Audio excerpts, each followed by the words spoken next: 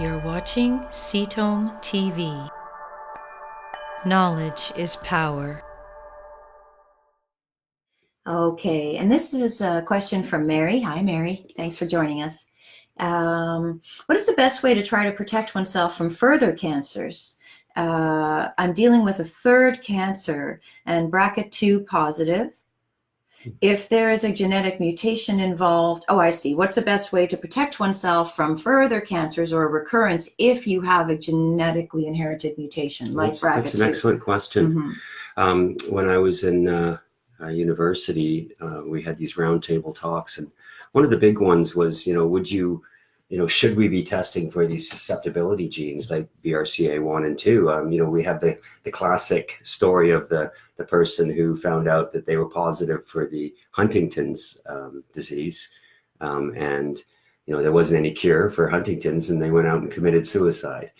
I have a different take on that. I believe that information is power, and there's always something that you can do. And every mutation and every gene is going to have a different, provide a different susceptibility. And you have to look at the context of all of the mutations together, not just that one driving mutation. So with the BRCA, they're involved in DNA repair. And so they protect you against, these genes are involved in repairing damaged DNA. Keeping those stem cells healthy. Exactly, yeah, so you don't get those mutations in them. So when you do have a BRCA mutation, and there's a ton of different BRCA mutations, they're going to be different, and each mutation is going to allow for different functioning of that protein. For example, if it's a stop codon mutation where the protein is stopped in the beginning of it, then you suffer from something called nonsense mediated decay, which means you get no BRCA function whatsoever. If you have a mutation at a different point in the protein, like further down and one of the later exons, then you have partial functionality of that protein. So you'll be less affected. Or it's going to have different things that you're susceptible to. The bottom line is you have to look at each mutation differently and find out where it is, and analyze it and understand what it does and how it affects the protein. And that information is out there for most mutations. It just depends on the type of testing you use. Exactly. So knowing your mutation is very important. Knowing the details about your mutation is very important. And then from there on, these mutations are going to create a susceptibility to, things like radiation exposure, chemical exposure, and so on. So there's people with BRCA mutations that, live their whole life with it without ever having a problem. So obviously, if you have a BRCA mutation, you want to not smoke, limit your alcohol intake, and you want to eat healthy and exercise.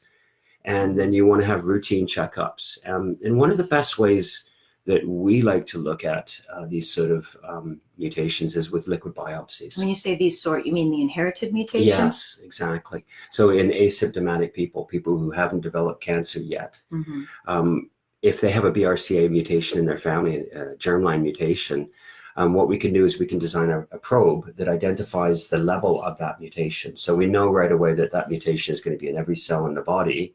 So if we see a rapid increase in that, then we know that there's a cancer somewhere in the body that's growing very fast. So let's say the person has an average of 40% of their BRCA mutation in their blood, normally on an average day. Then if we see that jump up to 60%, and we know there's some metastatic activity going on, and we could say, hey, time to get a PET scan. And if you catch a cancer before it's actually formed a visible tumor, when it's just going through these metastatic processes, just about anything you throw at it is going to treat it. It's going to effectively damage it. So for someone like Mary, who's on her third recurrence of cancer, which must just be so stressful and exhausting. Yes. Lifestyle can make a huge difference. It can, yes. But we have some great drugs. We have some great drugs for BRCA mutations, PARP inhibitors, immunotherapy. Getting the proper treatment is really important. And that's going to be unique to every type of BRCA mutation.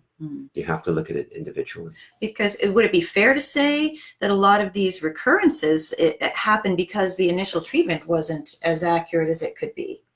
Right.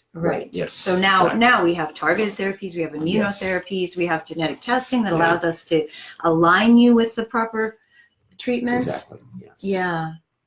So without that, people are more likely to have these recurrences. Totally. Yes. Yeah. So lifestyle and genetic testing And then monitoring that mutation that you have with liquid biopsies so that you can ideally make sure your treatment, if you're on it right now, is working well, but also you can catch it before it forms those solid tumors. Yeah, definitely. Mm-hmm. Thank you for watching Ketome TV.